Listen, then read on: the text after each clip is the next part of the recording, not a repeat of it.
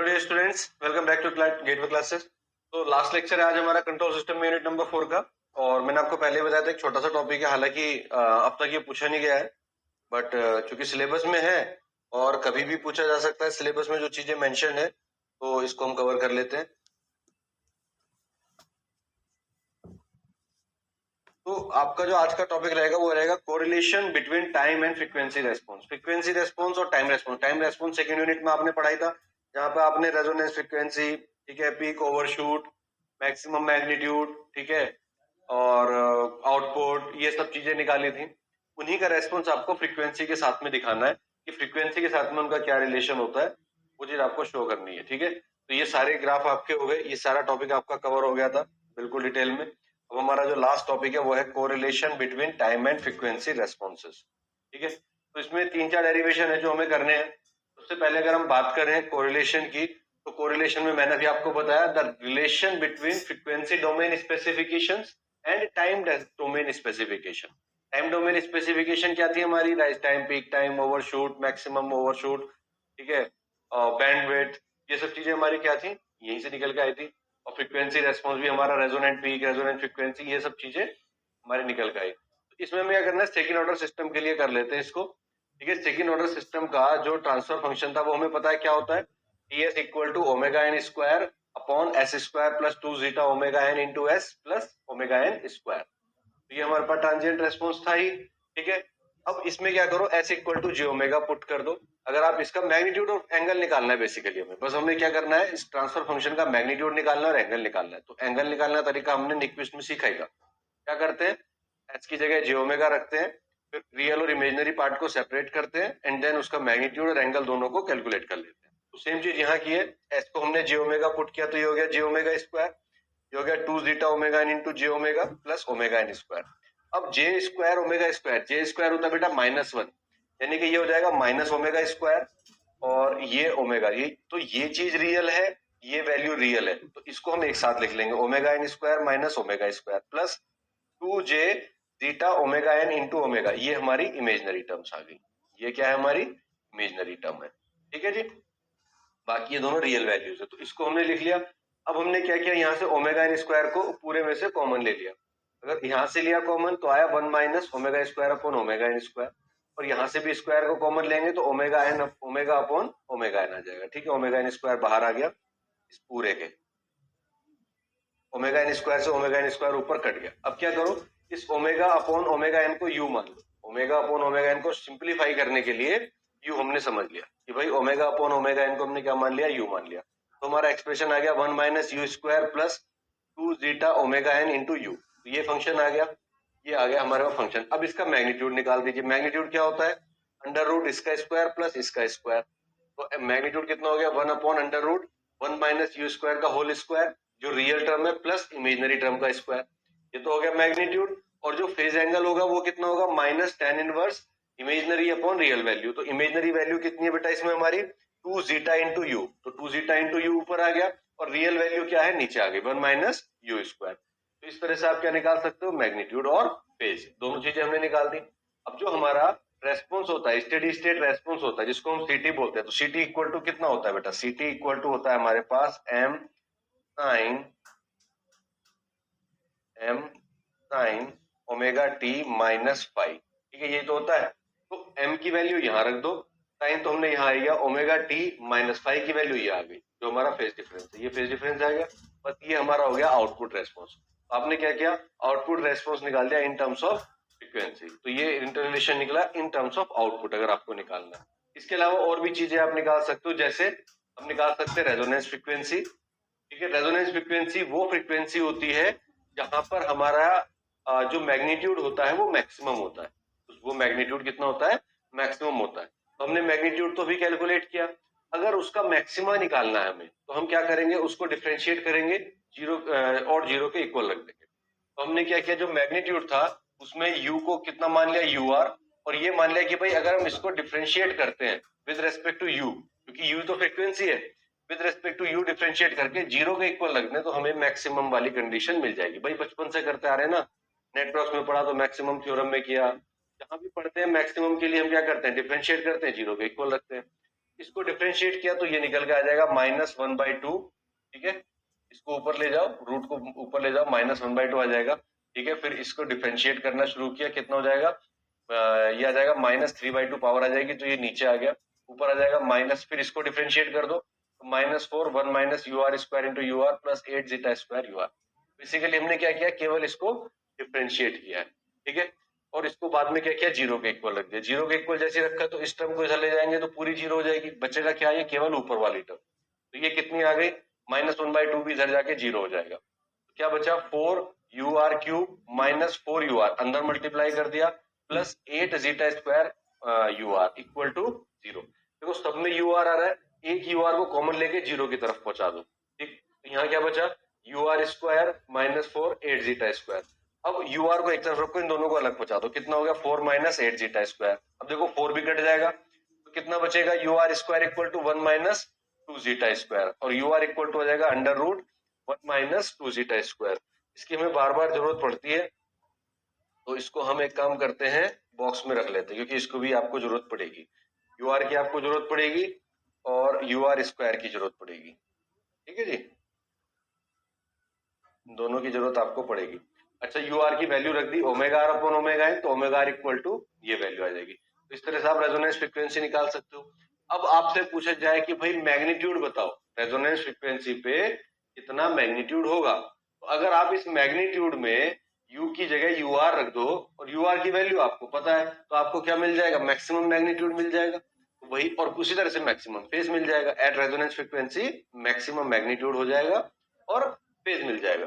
तो आपने क्या करना है, यही काम करना है। अगर रेजोनेंट पीक निकालनी है या मैक्सिमम वैल्यू निकालनी है तो U को UR के इक्वल रख दो मैग्नीट्यूड में, ठीक है। तो मैग्नीट्यूड हमारा कितना हो जाएगा, MR equal to 1/√1 - UR square plus 2 zeta UR square. अब इसको हमने क्या कर दिया, UR स्क्वायर की वैल्यू थी 1 - 2 जीटा स्क्वायर, पूरे का होल स्क्वायर हो गया। 2 जीटा UR की वैल्यू थी √1 - 2 जीटा स्क्वायर, ठीक है। क्योंकि इसका स्क्वायर हम कर रहे थे, यहाँ भी UR स्क्वायर आ जाएगा भाई। इसको अगर करोगे तो 4 जीटा स्क्वायर UR स्क्वायर, तो 4 zeta square UR square, UR square की ये वैल्यू आ गई, राइट। अब 1 से 1 कट जाएगा, ये बचेगा 4 जीटा की पावर 4, ये आ जाएगा 4 जीटा स्क्वायर माइनस 4 2 8 जीटा की पावर 4। अब देखो यहाँ से 4 जीटा स्क्वायर तो एज इट इज आ गया, इसमें से करेंगे -4 जीटा की पावर 4 बच जाएगा, ये नीचे आ गया। 4 और जीटा स्क्वायर को बाहर निकाल दो, तो कितना आ गया, 2 जीटा। अंदर कितना बचा, 1 - 2 जीटा, 1 माइनस जीटा स्क्वायर, तो ये आ जाएगा। तो ये आ गया हमारे पास मैक्सिमम मैग्नीट्यूड, ये आ गया रेजोनेंस फ्रीक्वेंसी पे जो मैग्नीट्यूड होगा वो आपने कैलकुलेट कर दिया। सिमिलरली आप क्या कर सकते हो, फेज कैलकुलेट कर सकते हो। बस आपको U की जगह क्या रखना है, UR रखना है। तो हमने क्या किया, फेज निकाला। फेज हमारे पास था tan inverse 2 zeta UR upon 1 - UR square. UR की जगह आपने रख दिया √1 - 2 जीटा स्क्वायर, और UR स्क्वायर की जगह रख दिया 1 - 2 जीटा स्क्वायर। अब ये तो 1 से 1 कट जाएगा, नीचे आ जाएगा 2 जीटा स्क्वायर, ऊपर आ जाएगा 2 जीटा तो है ही, √1 - 2 जीटा स्क्वायर। तो देखो 2 जीटा से 2 जीटा कट जाएगा, केवल जीटा बचेगा। तो कितना आया, πr equal to -tan inverse √1 - 2 zeta square upon zeta. This is the phase at resonance frequency, phase angle at resonance frequency. तो ये आप जो जीटा वगैरह ये सब निकालते थे, ये टाइम रेस्पॉन्स में तो निकालते थे, तो ये रिलेशन ही आप निकाल दो एक तरह से, ठीक है। तो कोई सब रिलेशन आपसे पूछा जा सकता है कि भाई फेज एंगल का निकालो, रेजोनेंस का निकालो, और इन चीजों का निकालो। नेक्स्ट है हमारा बैंडविड्थ। बैंडविड्थ क्या होती है बेटा, हमारी बैंडविड्थ होती है कि it is the range of frequency, it is the range of frequency. मान लीजिए अगर मैं इसका डायग्राम भी बना के बताऊं आपको, इसका डायग्राम कुछ इस तरह से आता है, ठीक है। It is the range of frequency over which